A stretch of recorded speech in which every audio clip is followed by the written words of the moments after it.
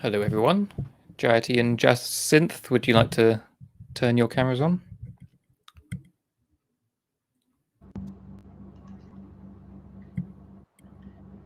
Hi everyone.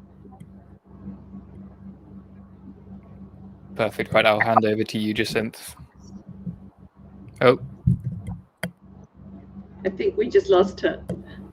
She'll be back.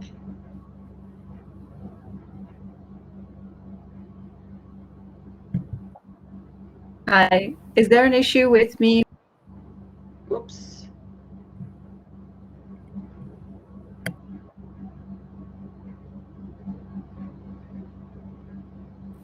Hi, I think I'm having issues when I split my screen. Don't right. Okay, so I'm not able to see my speech, so I'm just going to have to roll with it, okay? Good morning, good afternoon, good evening to everyone. Thank you for joining us from your part of the world. In fact, if you want to let us know where you're joining us from, just put it in the chat. It'll be very interesting to know. My name is Jacinthe. I'm a student in Development Studies and Economics at SOAS, and I'm one of the volunteers helping to organize these events for this online festival. My current location is in Scotland, in a little village by the seaside on the East Coast. And today, Tom is doing the tech in the background. So thank you, Tom. He'll be sharing the presentation today. And today we are...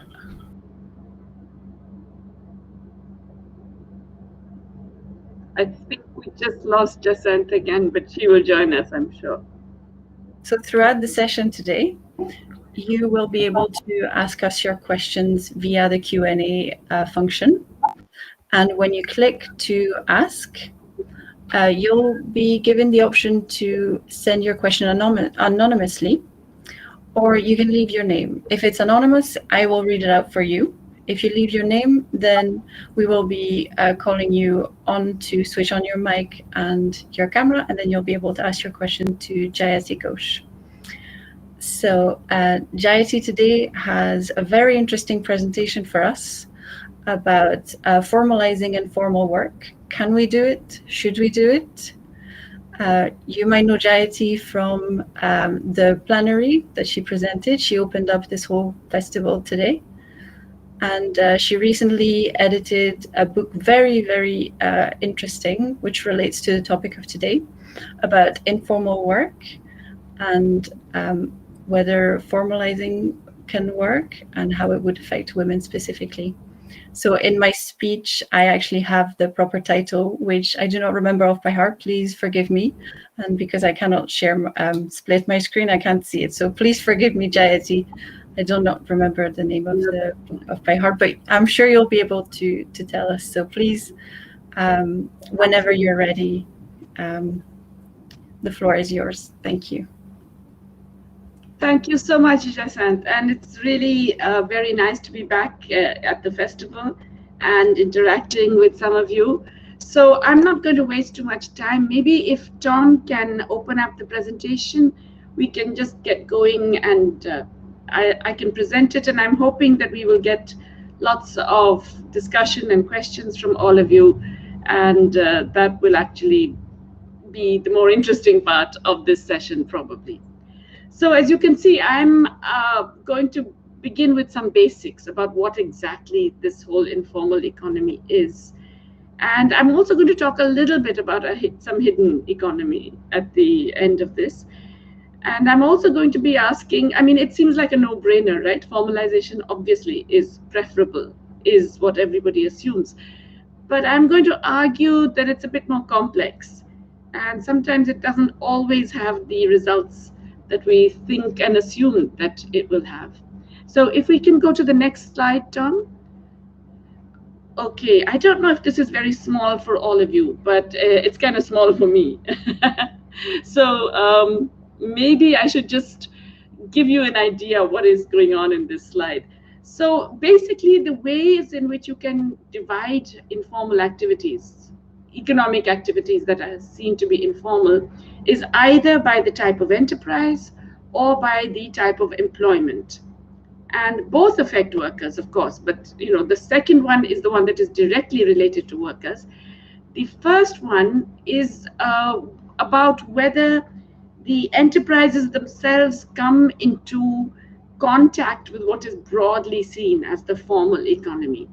And so there are many ways of doing this. One is, in some countries, there's a distinction between the organized and the unorganized sector. And the unorganized, it's defined in all kinds of ways. In India, for example, an enterprise that has less than 10 people and doesn't have electricity is automatically unorganized. But different countries have very different rules about what is called organized and what is called unorganized. And so it's not the same. So if you see across different countries and you say there's so many unorganized enterprises, you would assume they're all very similar across different countries. That's not true. We have all very, very different measures and indicators. And so it's not necessarily a good indicator to just go by organized, unorganized. Another way of doing it is also based on perceptions, and it's registered or service providers or enterprises versus the unregistered one. Now, what does that mean? It means that basically you have an official register of enterprises. And once again, you would go with enterprises that meet some criteria. Usually, it means that you are registered for purposes of various different regulations. So it could be environmental regulations, it could be safety regulations, it could be worker laws, labor regulation. Once again, different countries have different standards, different measures, different definitions, and sometimes in some countries, like in India or Brazil, it can even vary from province to province. So, there would be a national definition, but then a particular state will register some and not register others. So again, a lot of gray area in there. And then, of course, you have a whole lot of activities which are not done in what is called an enterprise at all. So, we often don't, let's think of it, we often don't think of even the tiniest, what are called micro enterprises, as enterprises really. If somebody's shining shoes on the street, a young boy shining shoes on the streets in Lima, we don't think of that boy as an enterprise, but in fact, he is effectively a one-person self-employed enterprise. So we can go down to enterprises at the very, very tiny micro level, but then there are some who are simply not considered to be an enterprise at all because they're not doing this for money, they're not remunerated. And this is the whole extent of unpaid work that exists dominantly within households, but also within communities. And I'm going to talk about that more later on, but those are not even considered because they're not considered as enterprises at all. Okay, but the point is that you can consider formal and informal in relation to enterprises, but you could also consider it by type of employment contract. And so, of course, there are the self-employed. The little boy shining shoes, of course, is self-employed, but so is sometimes a very professional lawyer or doctor who is charging huge amounts and is registered and is, in that sense, formal. But nonetheless, you can have self-employed who are informal because they are not in that meeting any of those other criteria, or they're even doing, piece rate work at home, like the women who are doing outsourced kinds of activities that feed into a larger production value chain. So what are called own account or self-employed workers in their own informal enterprises. Be an employee in an informal enterprise. So maybe an account worker has hired 2 or 3 people to do more of the same things that they're doing. Then they're also part of the informal workforce. Then you have this rather weird concept of contributing family workers in informal enterprises. So what happens? That's a family enterprise. Let's say it's a shop. And typically, the man of the house, the father or the husband, will be seen as the owner of the shop and the one who runs the enterprise, even if maybe the wife and the kids are doing all the work. But nonetheless, it's often seen that, the male head of household kind of thing dominates in terms of what is the owner of the enterprise. And then everybody else is seen as an unpaid helper in the family enterprise, because you're obviously not paying your wife or your child to sit at the cash counter or do anything, but you are actually benefiting from the work and they are working. So that's another category. Farming, this is very, very common in farming, where the head of the household, the one who has the land title, which is typically a man, is the farmer, and everybody else is just seen as a helper rather than a farmer. And then you have members of informal producers cooperatives, not the formal ones, because the formal ones would then become formal workers with certain rights and things. Then you have employees who are in both informal and formal enterprises. Now, when does a worker become an informal worker? Essentially, when they slip through the cracks of legal and social protection. That is, employees are informal even when they're working in formal enterprises in the organized or registered sector. They're informal when they don't get legal protection, they don't get the benefits of not getting thrown out tomorrow if the man doesn't like you, if your employer decides they don't want you. They get some social protection. Usually they will get paid leave, they would get paid social security of some kind, they would get some kind of health benefits paid for by the employer, or at least partly paid by the employer.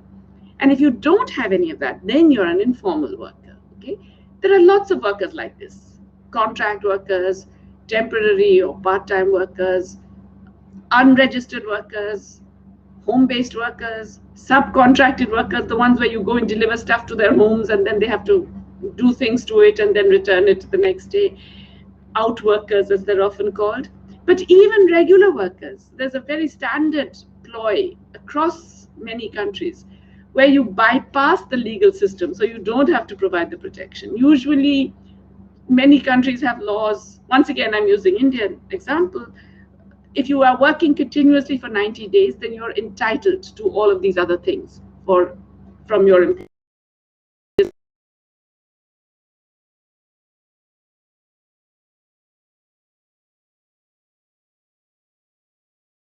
And this is what happens very often, including in some of the biggest, largest, most organized firms. Basically, you get hired for 89 days, and then you get a week off, and then you get hired again for 89 days. So the employer circumvents all of this legal protection. And we find that in India, that kind of worker is now about 40% of the employment in the organized formal sector. So it's not just, these informal enterprises that have got all these informal workers. It's also the formal organized sector. Then, of course, domestic workers, women, largely women, but also men who work in the home. And they're not typically covered by social protection through their work. In some countries now, they're trying to introduce that through various domestic worker laws. But basically, most domestic workers are informal. And then you even have contributing family workers working in formal enterprises, who many of them, once again, invisible, because they are, you hire a couple really. So the man gets paid, but the woman is working alongside the man. And the last one, I want to emphasize the workers who are completely unpaid, who are really just working for household consumption. We think of them as women, but it's not only women. It's often men, but about 70% of the unpaid workers around the world, according to various time use surveys and so on, are in fact women.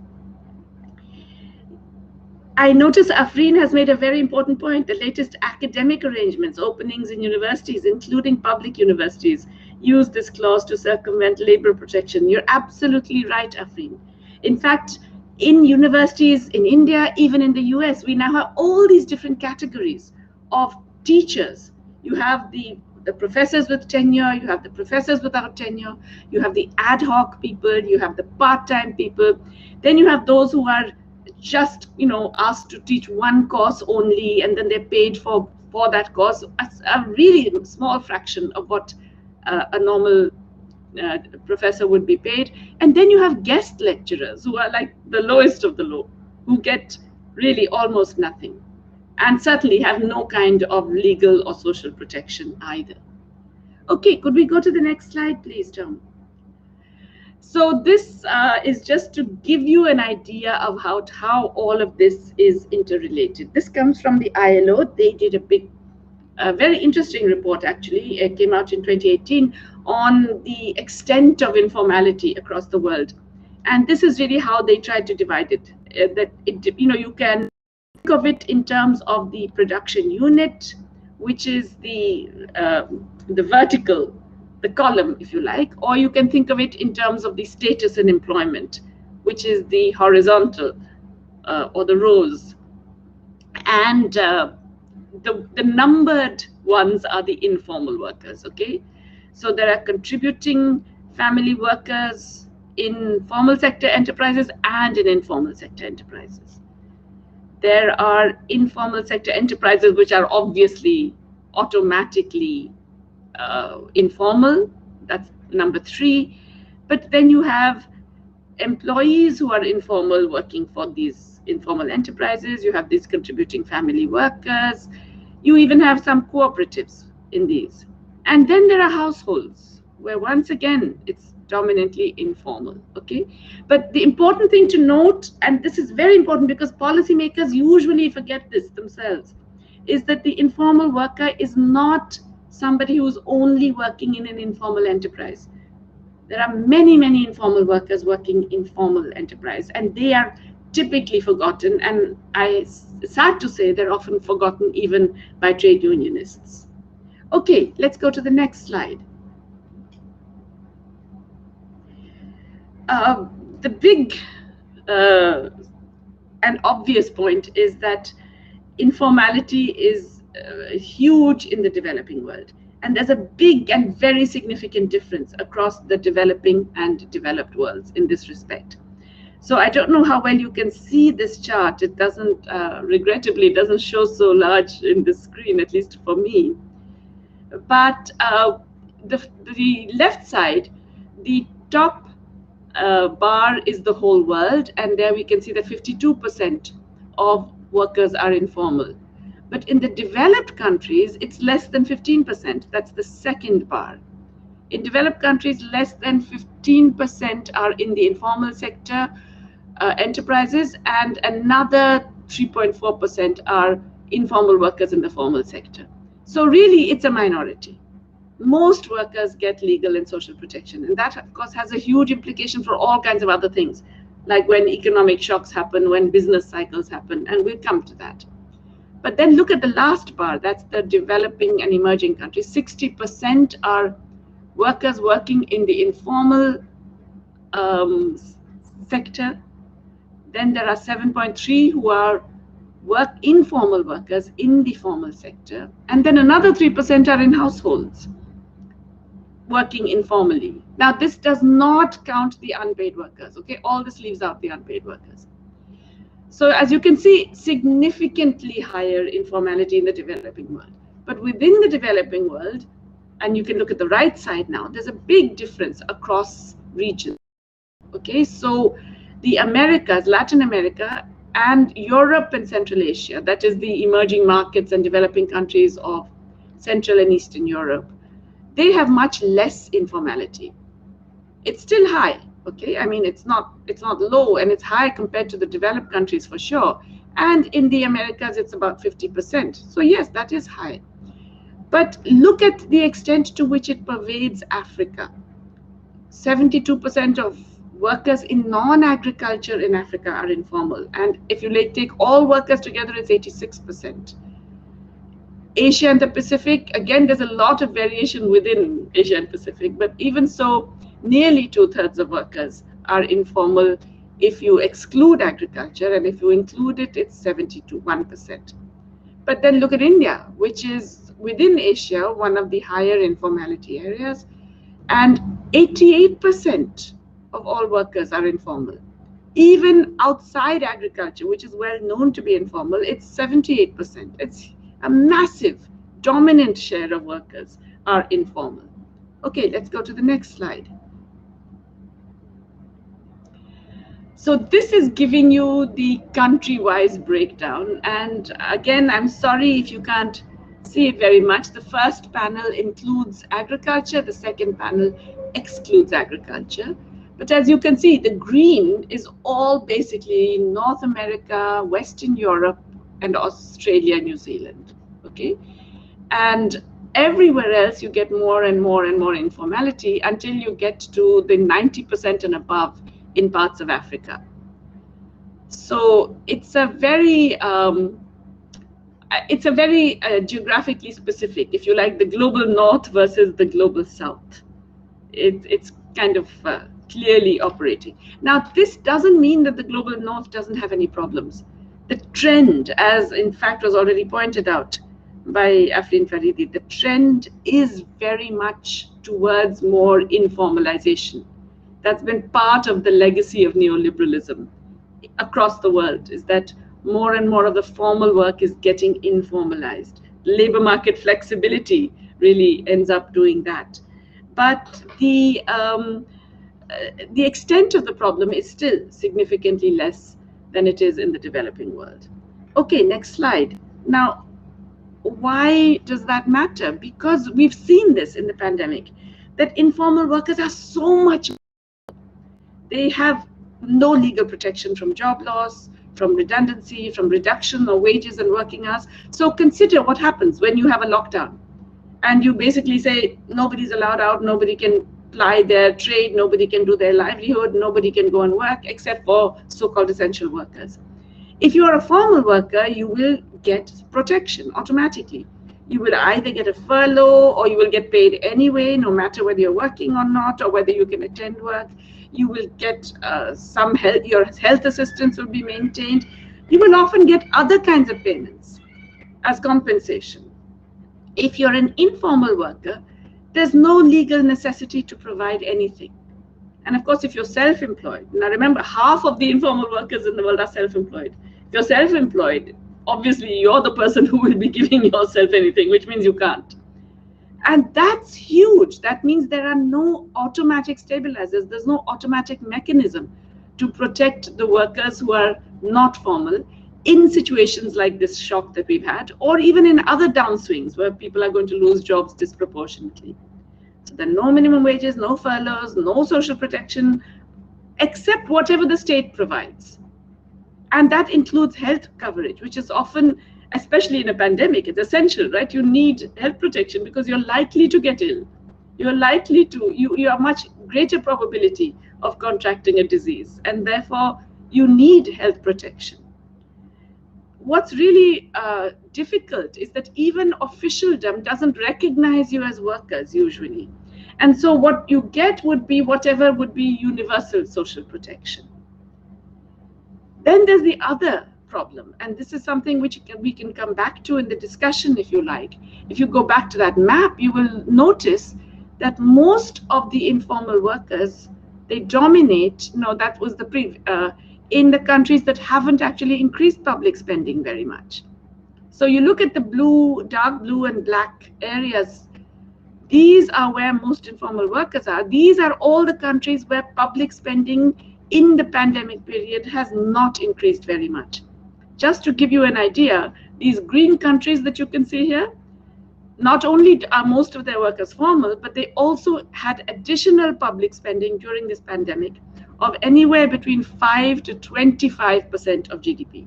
25% of GDP, okay? That's how much they spent. The US spent $25,000 per person over this period. By contrast, most of these other countries, especially the dark blue and black countries, they spent between 2 and 4% of GDP. And on average, the low-income countries spent an additional $2 during the pandemic. Just think of that, $25,000 additionally spent in countries where most workers are already formal per capita, in countries where most workers are informal. Now that will tell you something about the kinds of consequences the pandemic has had for informal workers, especially in the developing world. Okay, let's go back now and to the next slide, and the slide after this, please, Tom. Yes, thank you. And then there's the other, if you like, triple whammy. So there was a double whammy. You're informal, then you're in a country in which the government is either not able to or willing to spend very much, so you don't get any of the universal social protection or compensation. And then you also have more stringent and severe lockdowns. That's the third whammy. So I don't know, once again, whether you can see this slide on the left side, but basically the size of the stringency index, the kinds of response, how stringent was the response, that is shown on the horizontal axis. And the degree of informality is shown on the vertical axis. So basically, how severe your government response was. And India, as you can see, it's up there right on top as 100%, the most severe response. It also has very high informality. So it's weird, right? That the countries with higher informality ended up being more stringent in terms of the lockdowns they imposed on people, which meant that people could not earn their livelihoods. And the likelihood of getting some adequate social protection was very low. China, which is right, because China had a stringent lockdown, but only in one province, in Wuhan, and subsequent and temporary lockdowns wherever there was an outbreak. But it also provided significant social protection over that period. So China is an outlier among developing countries. If we want to look on the right-hand side, I don't know again how much you can see this, but it really makes that same point, that the share of employment in at-risk sectors, that is the sectors that are most affected, many certain services, retail trade, these were all directly affected by the lockdown and other restriction measures, okay?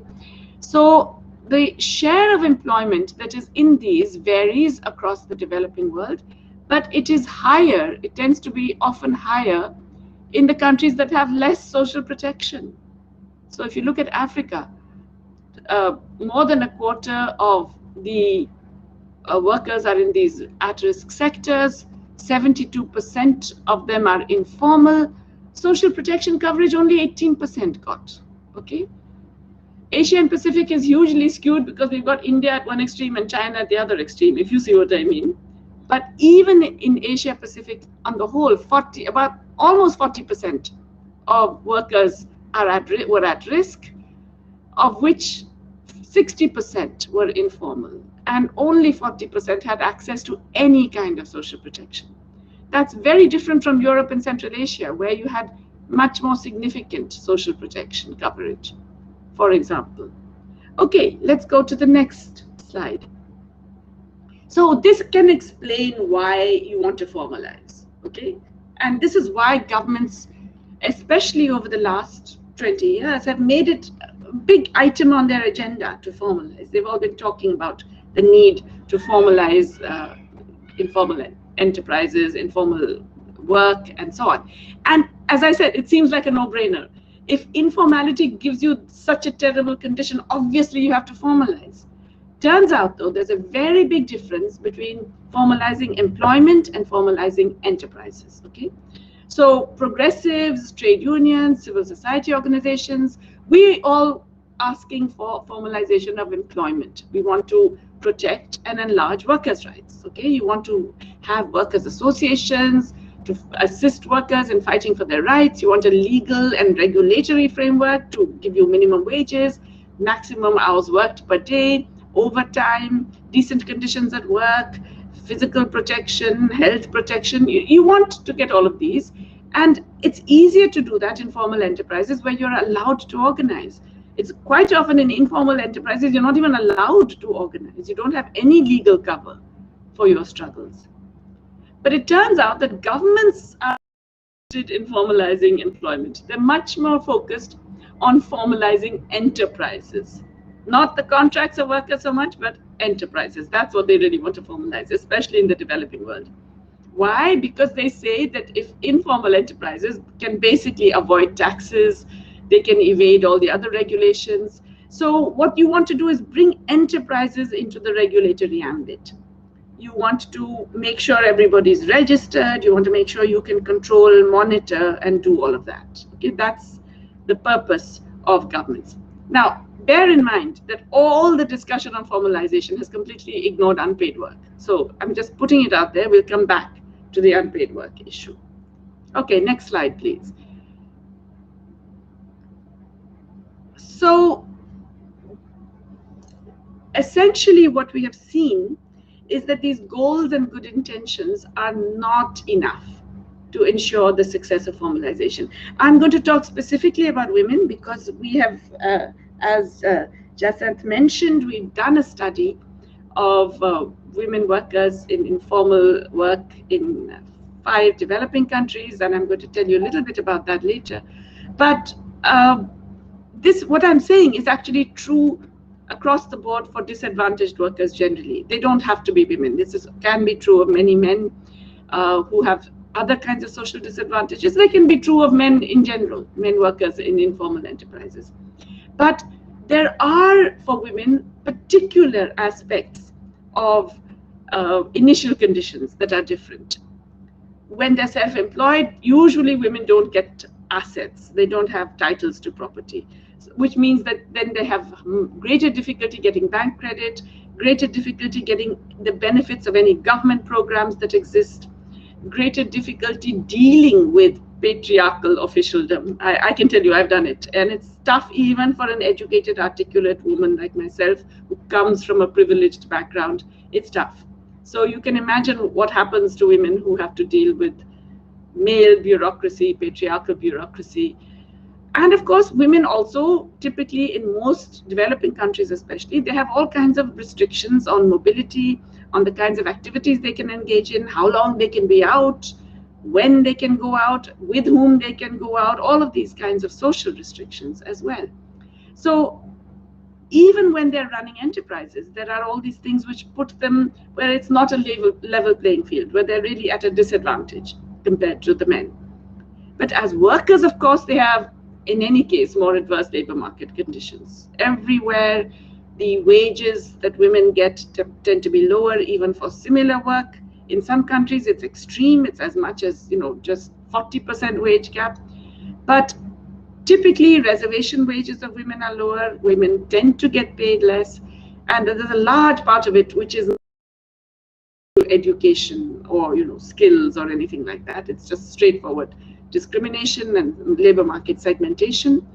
And of course, women also typically have more irregular working conditions. Also because they face more difficulty, they may need to look after children at home, or they may have other constraints which do not give them the same flexibility for work that are available to men.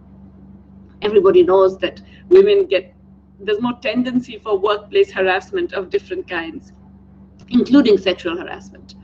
Then it's also true that women in most societies have less education. So there is the other background in terms of being less skilled, so-called, or less professional.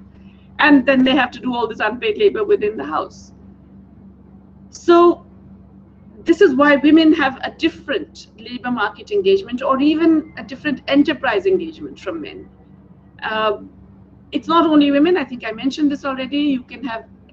These attributes can be shared by other disadvantaged groups based on race, for example, in the US, or ethnicity in some countries, or tribal origins, caste, and so on. So there are many different ways in which this can play out. Okay, next slide.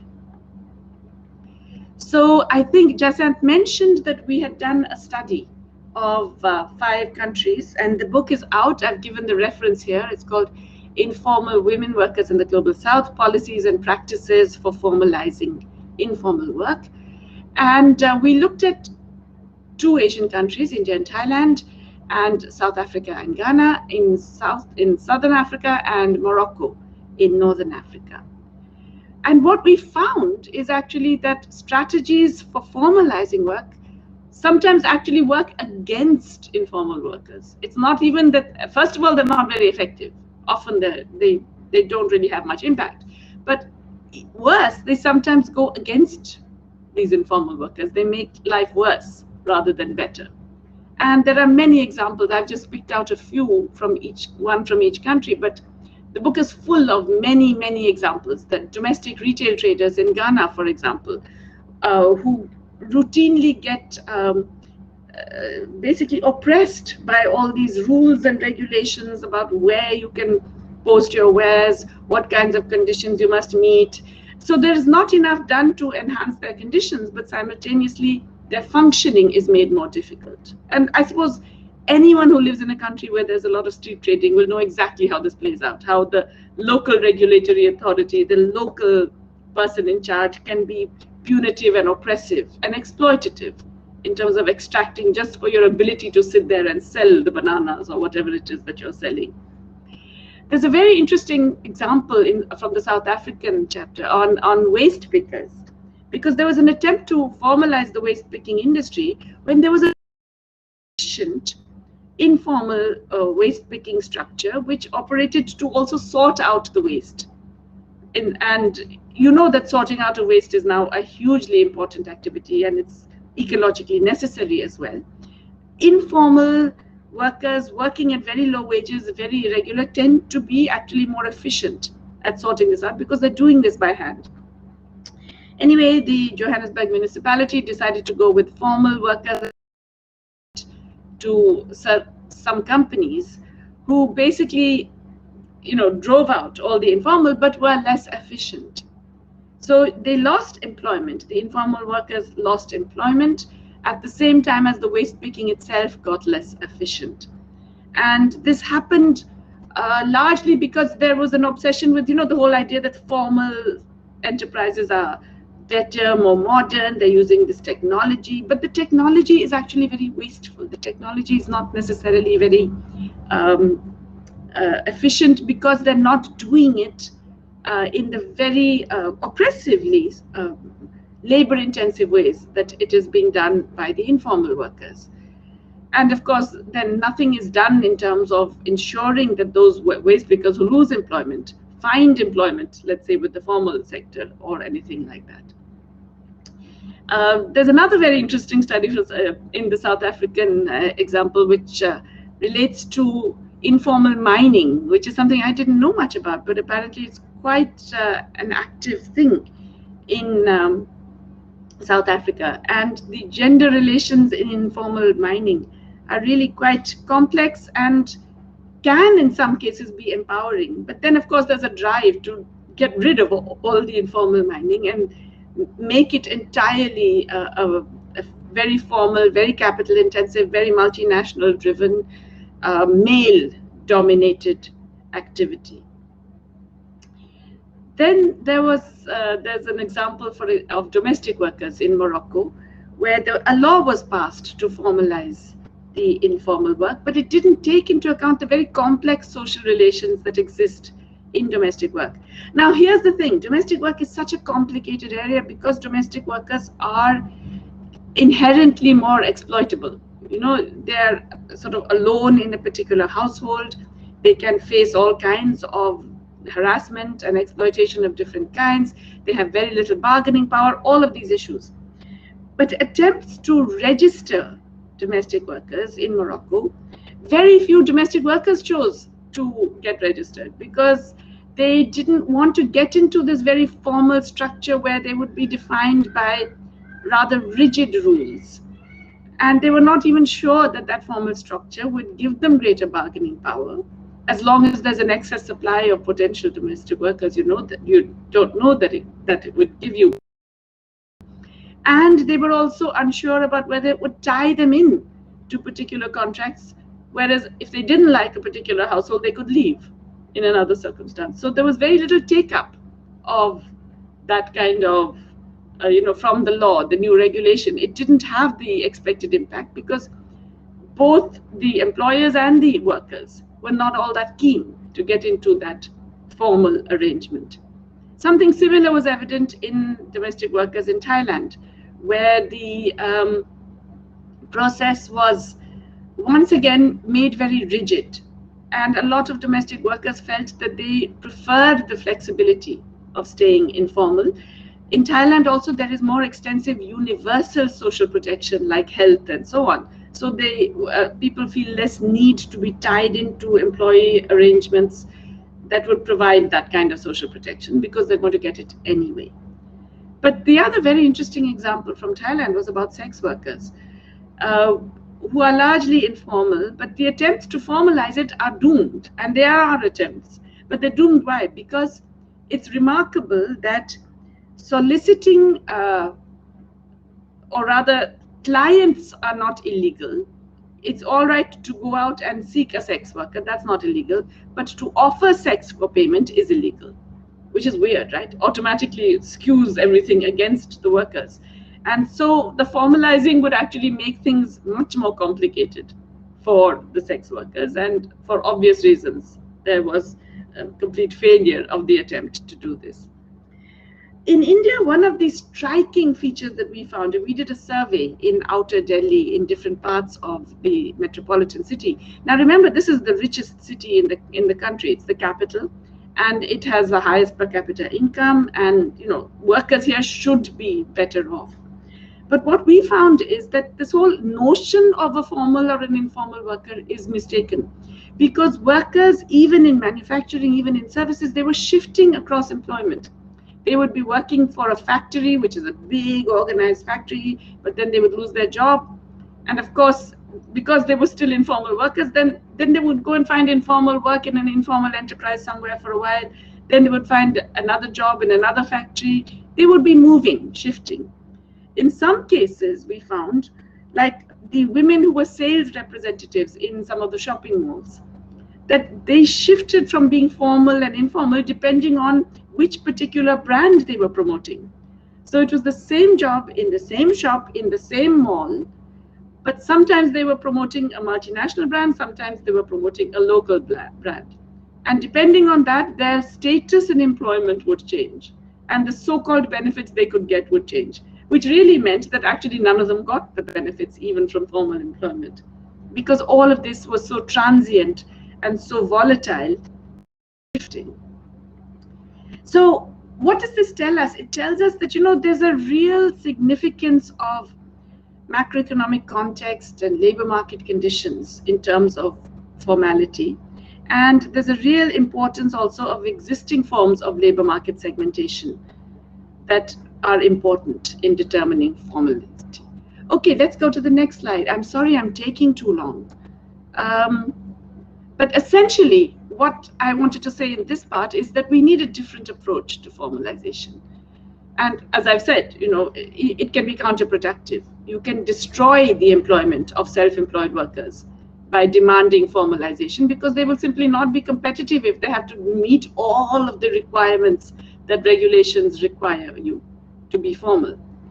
And so what you have to do is, if you want genuinely progressive formalization, then you shouldn't be only focused on the enterprises. As I said, that can be adverse. You have to the laws and regulations that will have this impact on women and other disadvantaged workers. So you avoid all these oppressive and punitive regulations. You avoid making it difficult and making both workers and tiny micro enterprises jump through many hoops to become formal. You be less rigid in terms of the formalization, because otherwise workers are wary of the supposed benefits. But one thing that is very clear, and it came out in the Thailand case in particular, is that universal social protection makes a huge difference. It gives all workers basic access to minimum things that are required for a decent life, which means that their bargaining power is also improved even when they are informal workers. And this bargaining power is hugely important.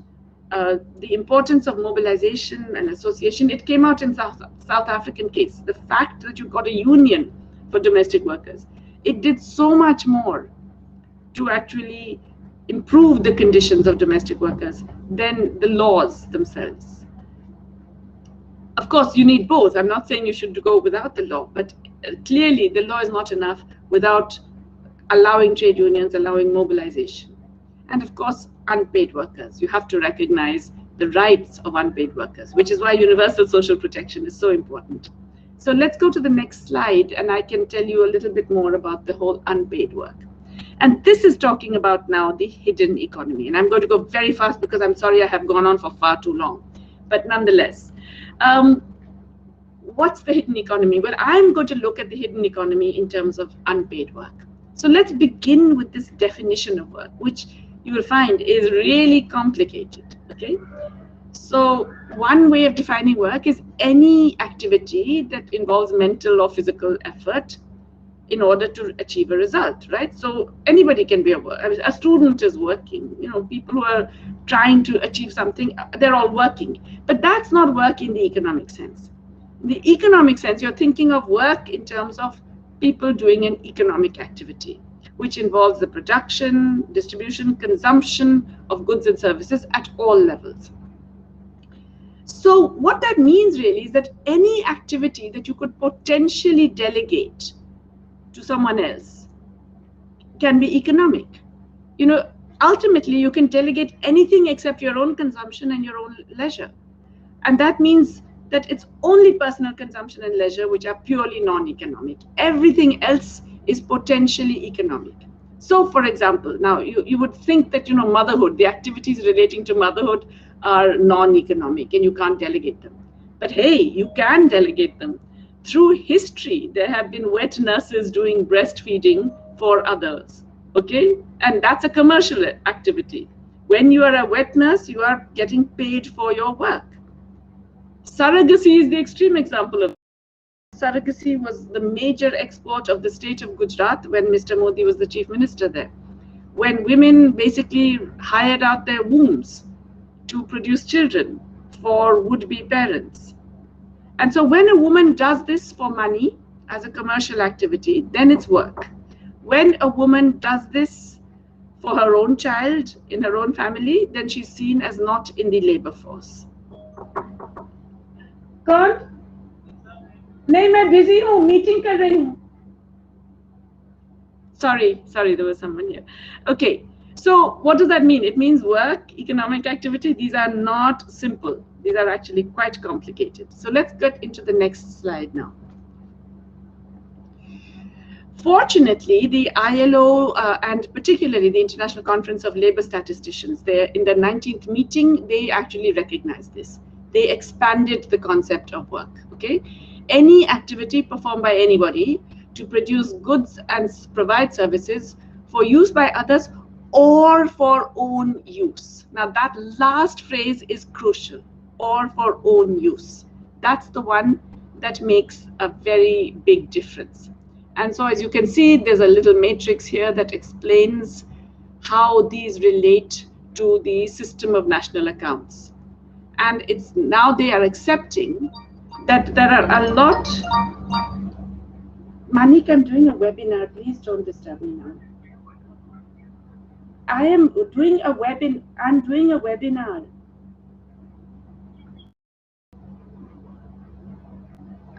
I'm so sorry. Will you just excuse me for 1 minute? I'll be right back.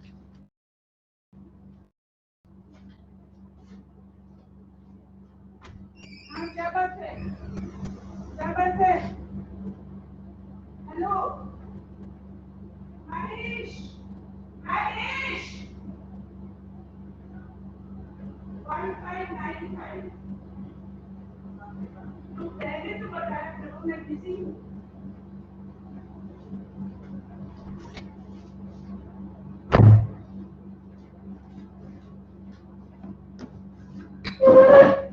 Sorry about that, everyone. Okay, so as you can see, this is now different from the system of national accounts. They're accepting that you can do work that doesn't get counted in the national income.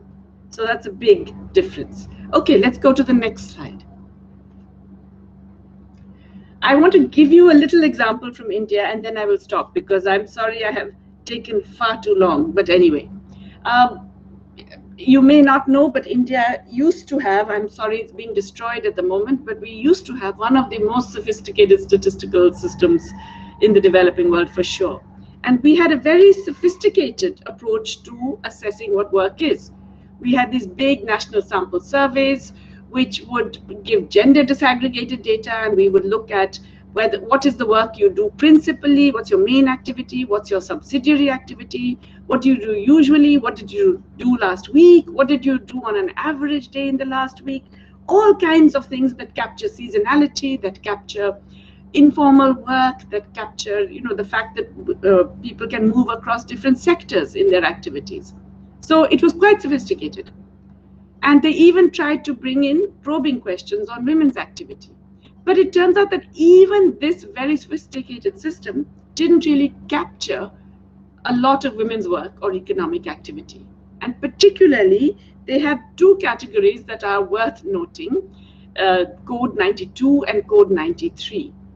Code 92 was attended to domestic duties.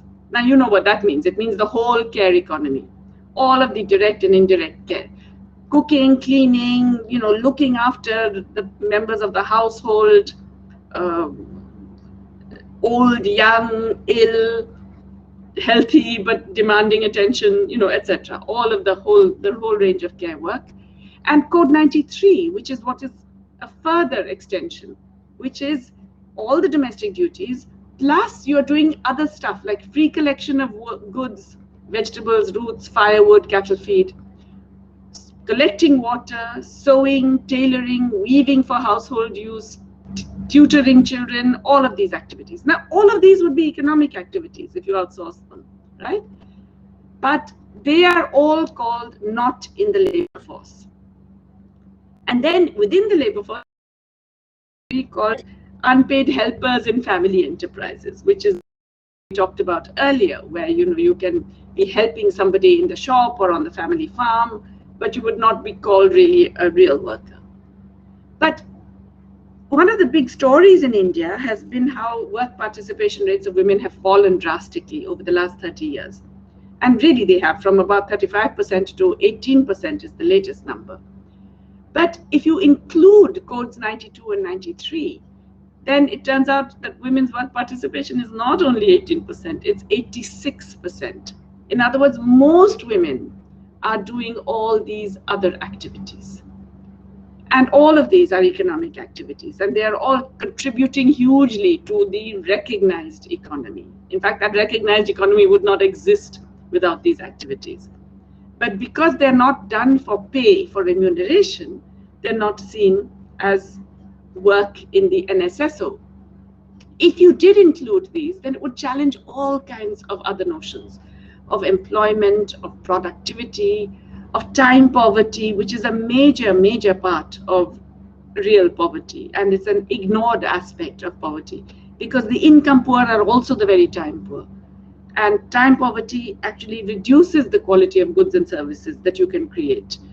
So many things are actually lost because of the fact that we do not recognize this very important work. Okay, next slide, which I think is the last slide.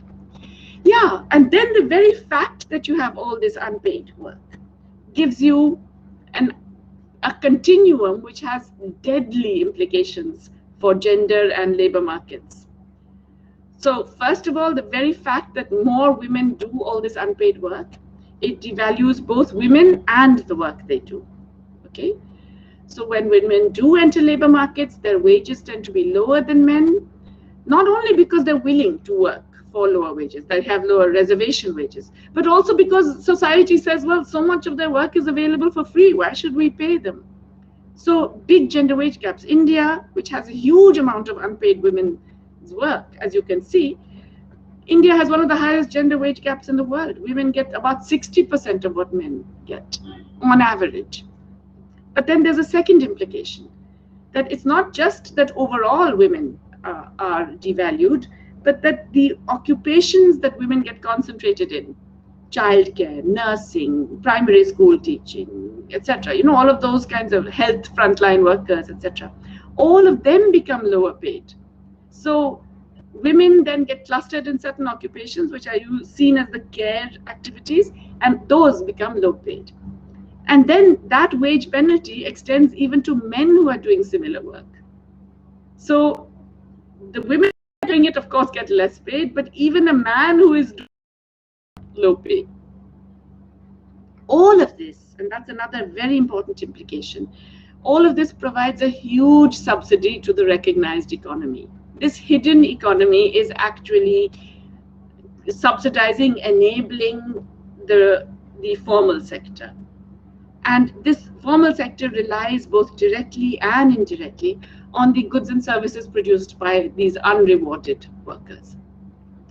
And then, of course, the implication I mentioned earlier, time poverty, nobody thinks about it. And so public policy is not responsive to it. Public policy doesn't care that women have to work 5 hours a day to fetch water. It doesn't bother when, there's a huge amount of care responsibilities that women have to undertake, which means that they lose sleep over it and they cannot have their own leisure and all of these things. Doesn't matter. So you don't, it's available to you for you to exploit as a government and as a formal capitalist economy. And so you just continue to exploit it without bothering to improve the conditions of those who are doing it. And finally, I just want to put this out there. What it does tell us also is that, this standard measure we have of labor productivity, GDP per worker, that's a hugely problematic measure. It under or misestimates the numerator, GDP. I mean, GDP has all kinds of problems. We can talk about that separately. But it certainly also undercounts the denominator, the number of workers. Because we are not counting all of the people who are doing unpaid work, who are contributing to that economy that we do recognize. Okay, I'm sorry I have talked for much longer than I expected to, but let me stop here, and I'm looking forward to a discussion. Very interesting presentation and talk. Thank you so much for taking the time also out of your day to present for us. And thank you for making this really available for students who might not have an economics background. You've made things clear and easy to understand, so that's really appreciated, without the jargon that sometimes can make us really confused. So I really appreciate that. I'm going to go straight on to the questions. So we have our first question from Afrin. Afrin, if you'd like to switch on your mic and your camera, and then you can ask your question. Thank you.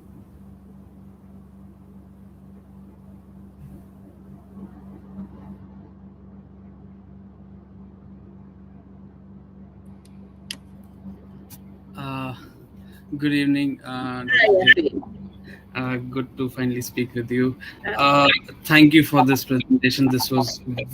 I learned a lot from this. My work itself deals with shifts in work practices within pastoral tribal communities, and in that context, I was wondering, especially with these communities which lie on the periphery of nation states, should they trust nation states to be the regulators of formal work? The first question. Second, I mean, again, with these communities, like, how do we look at work here, formal work? Is there a risk of it being a form of colonization of such communities and their areas and regions? So these are my two questions. Thank you. These are very profound questions, Afrin. Where exactly are you working? Is it in Jammu and Kashmir? Jammu and Kashmir, absolutely, yes. My God, and the seasonal herders is what you're thinking of. You're absolutely right about this. That the potential for the state to be colonial and exploitative in this relationship is very high, and we have examples of this. I have seen a really fascinating study of the reindeer community in Norway, which, we would think that the Norwegian government will be much more sensitive and etc. But you have a similar kind of really essentially colonial and exploitative approach, which destroys what was a very fragile ecological balance as well as a fragile social balance. It was a kind of way of life that had been evolved over generations, but was also in harmony with the nature and with the requirements of the reindeer and all of those things. And then formalize it and fit it into straitjackets were deeply destructive. A similar study was done, I think, for fishing communities in Sri Lanka. And, the use of the old traditional boats, which were much less ecologically damaging. A lot of the trawlers that are used now, they really destroy too much of the sea in the attempt to gather as much fish as possible. But of course, these traditional boats were outcompeted by the trawlers. The trawlers have destroyed the environment.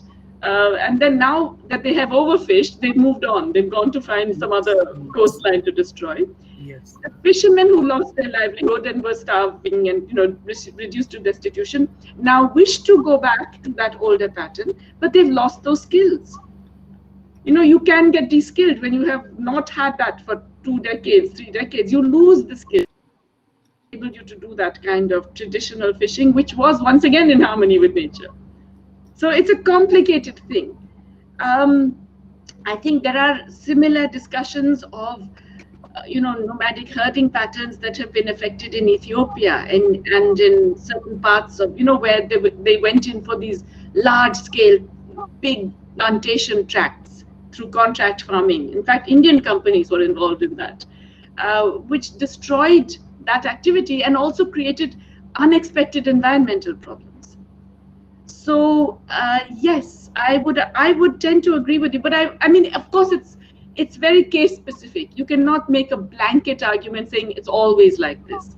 And it is possible to have a more sensitive approach as well. I'm sure we would look around and perhaps see good practices somewhere else. But yes, especially the modernizing jargon has been one which has been, first of all, environmentally obtuse, just not recognizing the impact on the environment, especially in the medium term, and socially unjust, because it has not, if you don't fit into our model of what is a proper employer-employee relationship, we're going to destroy it and force you into that. I think that's been a major mistake. Yeah. Thank you. Thanks, Afreen, for your question. Our second question is from Tom. Tom, the person running the tech today. Oh, okay. So I'm sure he knows how to put the mic on and his camera on. Great. Yeah, how strange that I've managed to get to near the top of the question queue here. I did nothing. Yeah, my question was about some of the potential or rival solutions to some of the challenges you've raised, particularly from, say, like MMT people. Like we had Steve Keen and Ladislav Dobar earlier mentioned MMT, and like their solution would be job guarantee, right? But then particularly in the UK at the moment, a lot of people would say, like in the Green Party, they propose universal basic income.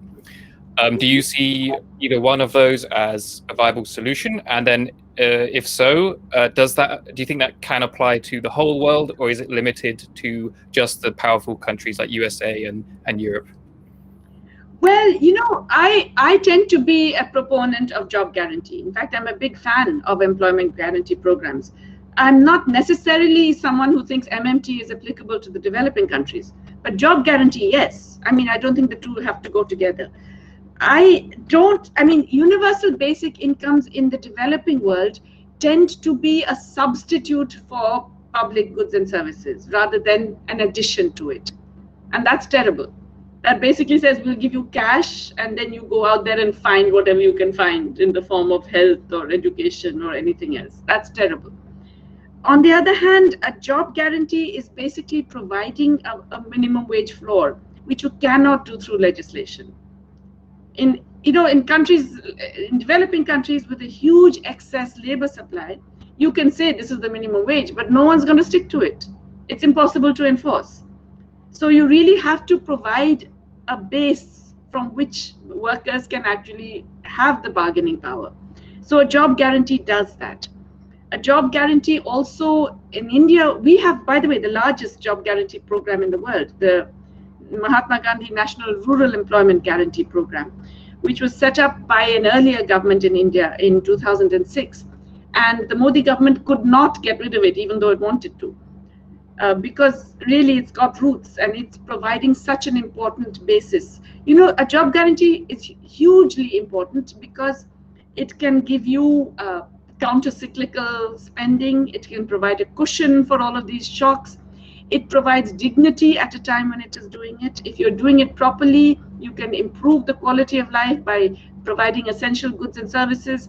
In India, it's being used also for doing ecological works, like changing the pesticide use, taking the building more surface irrigation waters and tanks and things that are more sustainable. So you can do lots of things with the job guarantee.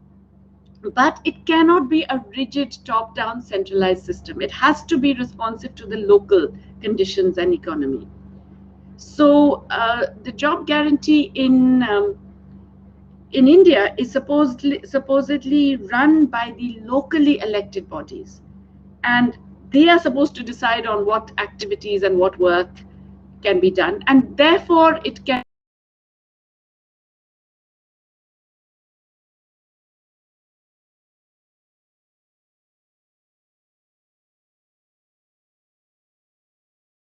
broadly speaking.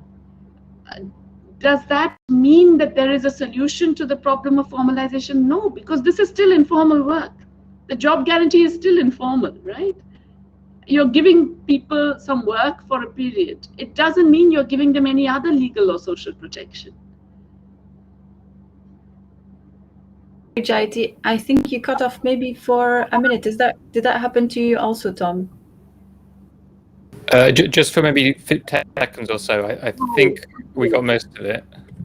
Okay, great. That's fine. Okay, thank you. I think we're right. We'll go to the next question. Okay, that's fine. I'll go on to the next question then. Thank you for your answer. That's good. So Mira had the third question, sorry. Mira, if you're still here, could you please have your camera on and your mic on? Yeah. Hello. Hi, Mira.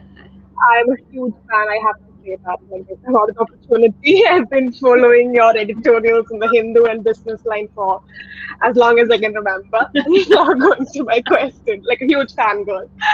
Yeah. So, my question is, how can we better the credit infusion policies at the bank level?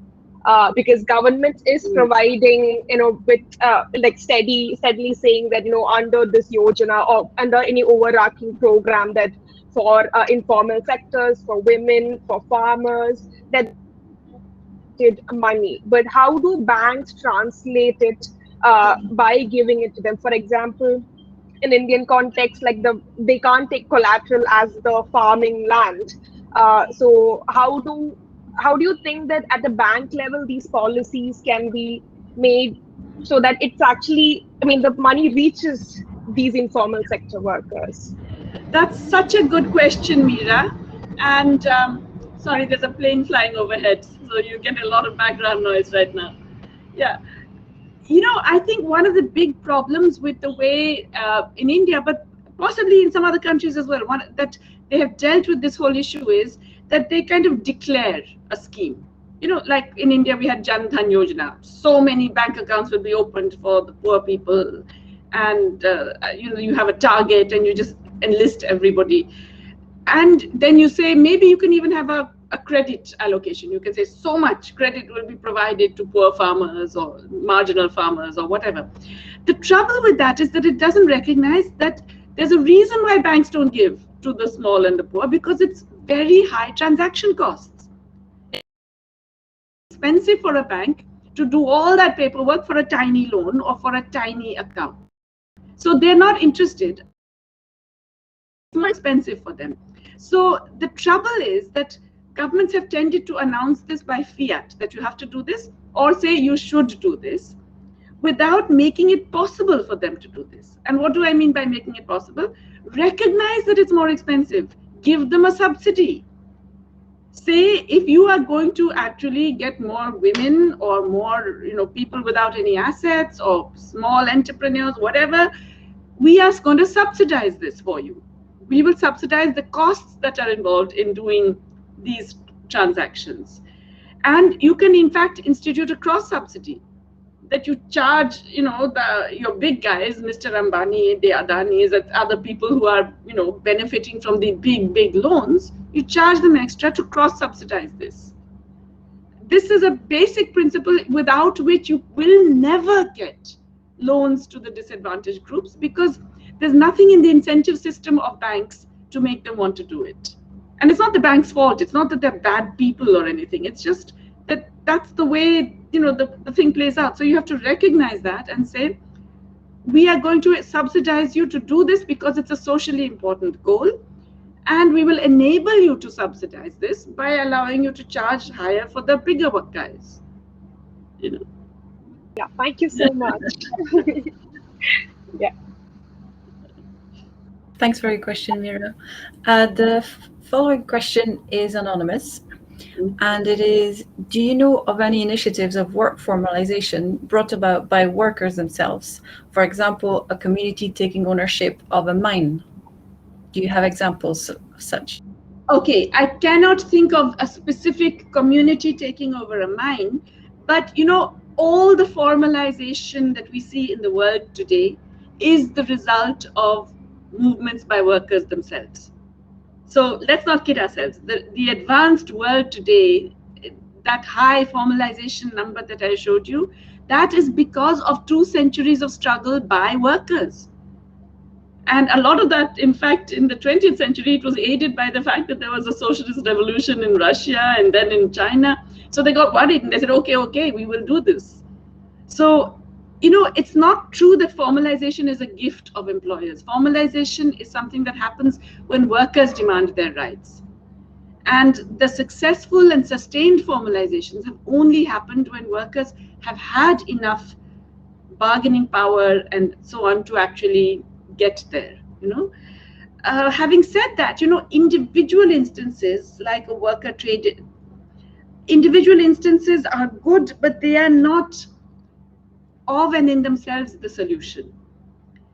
When you are promoting cooperatives, including worker cooperatives, I think that's a huge step in the right direction, and that gives you certainly more, you know, upward pressure for formalization. And one example of one holdout mining community somewhere and all is very good and it's brave and it's wonderful, but it's not going to give you that broader social process. So really, I want to go back to that point about association and mobilization. Every formal contract we have in the world today is ultimately the historical result of all of that worker struggle. So we have to remember that that's how we're going to get it even in the developing world today, through the worker struggles that achieve that level of formalization. So here you talked about the role of communities and workers themselves, but this following question talks about the role of the state. So the question is, how can public spending increase in the places that need it the most? How much of it comes down to political will and how much of it comes down to GDP? And what role does international aid play in all this? Okay, a very big question. It depends from country to country, but let's say a country like India or a country like Mexico, the lack of political spending is entirely because of political will. I'm saying entirely, I want to put it in capital letters. It is not because of external pressure. It's not because India, we do not have a large external debt. We do not have a large sovereign debt. We do not even have a large current account deficit. We have added to foreign exchange reserves during a pandemic, which means that we haven't spent as much as we could have even during the pandemic. So this is entirely political will in India. What allows the Indian government to get away with it, that's a different political economy issue, but definitely this is pure political will. But there are other countries that would like to spend more, which are constrained by external forces. There are some that have very large external debt. They are paying more in debt service. Most of Africa today is paying more in debt service than they are on public health, even though they would like to spend more. And that's because of a whole bunch of global arrangements, which is basically disastrous and which is forcing countries to pay unsustainable debt because we're not doing a proper debt relief package, which we should have done 1.5 years ago. Okay.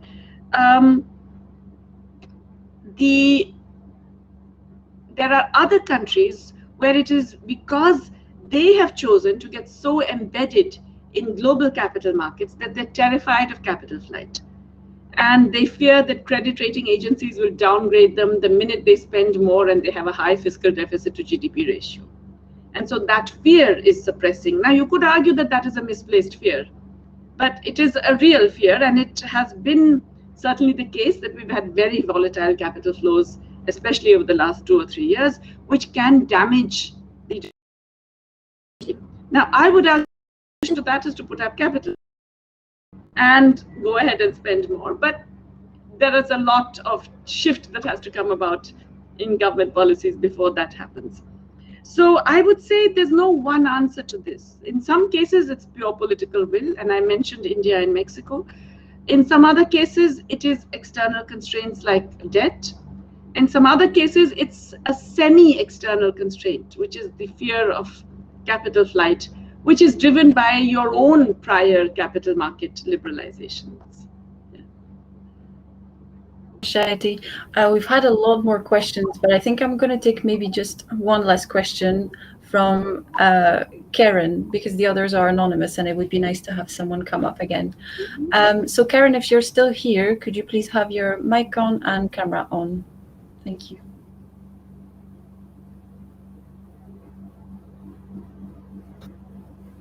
Hi, thanks so much for taking my Hi, question. Karen. Hi. Yeah, so, this is something actually that I'm struggling with. There are a lot of approaches to trying to count the costs of care in order to convince policymakers that it's worthwhile investing in. Because we're sitting in a situation where fiscal space is very constrained and care is seen as, unsustainable, and it's seen as welfare. And instead, you see policymakers wanting to invest in the real economy.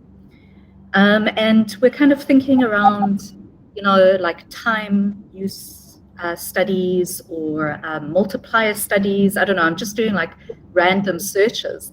But I was just wondering, I know there's, it's also a very tricky question, of do you use those problematic tools in the first place to try and make an argument for something else? But yeah, what have you found to be useful tools in trying to make the argument? So Karen, once again, this is a really fascinating and quite a profound question, and it's a tough one. I mean, there are no easy answers. But I think the argument that can be more persuasive, especially to policymakers who think differently, is the employment multiplier. Not so much the income multiplier, which of course is also important, but then as we all know, GDP is not the best indicator to use and so on. But the employment multiplier, why? Because increasingly governments are worried about employment generation, and they're worried for two reasons. They're worried not only because there's a collapse in employment during the pandemic, but also because the future with the technological change means that there will be less and less employment generated as output increases. Because there's so much automation, so much robotization, so much AI, there will be less and less work generated, jobs generated. Care, on the other hand, is relational. It's one of those activities, you can get technology to assist you, but you cannot do away with the human. And that's huge, because when you do away with the human, you diminish the quality of the care.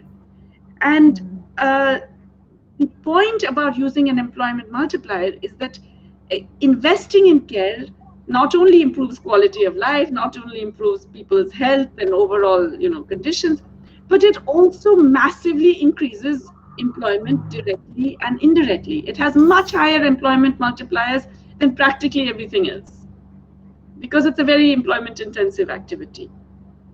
So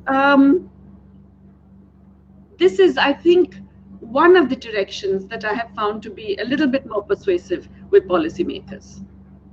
I think we've lost you, Karen, but if you still hear me, yeah. I can hear you. Thank you so much. Yeah. Actually, if you can maybe recommend some studies to refer to, I'd really appreciate it. Yes, maybe in the chat. So, there are some very interesting studies by this Turkish economist. She's doing employment multipliers for Europe. I tell you what, Karen, can you email me, jayatijnu@gmail.com. I'm writing it down in the chat, and I will send you some stuff. There's also a consortium of researchers working specifically on this. So it includes Maria Floro in the US and Alyssa Brownstein and so on. And then you also have these European researchers whose names are eluding me for the moment, but I will remember them. And yeah. Thank you so Okay, much. I'll email you. I appreciate sure. it. Thanks. Thanks, Karen, for your question. Karen, if you didn't catch the writers that Jayati mentioned, this video will be available on YouTube anyway. It's streamed live, and at the end, once it's finished, it will still be available, so you can catch up and write the names down if you didn't catch them. And I see that some people in the chat actually had some questions for you, Karen. So maybe when you go back to the Remo platform, you might be able to carry on the conversation. So we're nearing the end of our session. Before you go, the gig economy, I think some Nuhala. Oh, sorry. Maybe yes, there are some more questions. Uh, I just was trying to keep with time. But if you want to answer one maybe very quickly, please feel free. The one about the gig economy, did you want to answer that one? I don't know what the question is, so maybe we can get Nahala to just tell us. So the question in the Q&A is simply, what are your thoughts on the gig economy? Oh, her microphone doesn't work, so I think that we will not be able to answer. I suppose, okay, if it is about the gig, let me just quickly tell you what I think about the gig economy. I think the gig economy is an extension of the kind of 18th and 19th century outsourcing that we used to have, and the sort of proto-capitalist things where you put all the risks of production onto the worker and you get all the benefits of the production and the profits from production. So this is, the gig economy is that applied to services. Now, particularly for platforms, that is really complicated because there are two issues here. One is, how do you regulate them? Nationally, there are attempts now for platforms to regulate them in terms of the, treating the platform as the employer, even though they claim they're not, right? Like Uber is a typical example. It's a platform, it claims, but now many courts have decided that they are actually employers and they have to give the Uber drivers minimum conditions of work and so on. But there are problems when you get global platforms. How on earth do you regulate them? And so there's a real dilemma out here in terms of regulating global gigs and platforms, which is beautifully highlighted in a very excellent ILO report. So let me write this down as well. ILO World Economic and Social Outlook.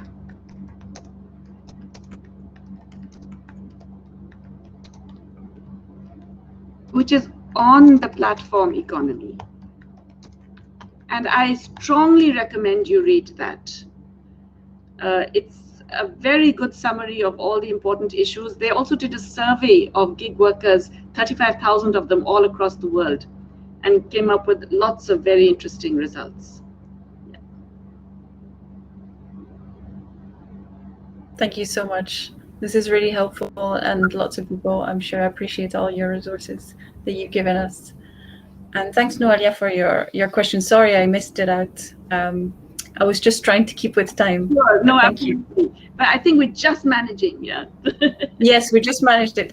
I just wanted to let everyone know before we go that at 5 p.m. UK time, so just in over half an hour, is going to be the last event of the series about informal, hidden, and forgotten economies.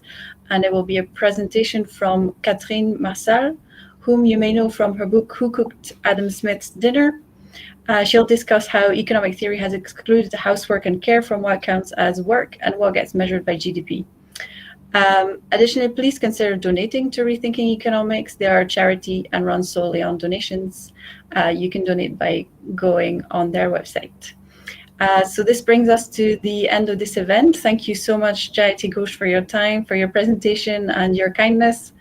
Thanks everyone for your questions. It's been really interesting, and sorry about the glitch at the very beginning when I didn't have my notes. I just wanted to remind everyone that the book that I was trying to tell you about is called Informal Women Workers in the Global South, Policies and Practices for the Formalisation of Women's Employment in Developing Economies. And it's been edited by Jayati Ghosh, so you can find it online. Okay, thank you so much. Thanks. Bye-bye, everyone. Bye-bye. Thank you.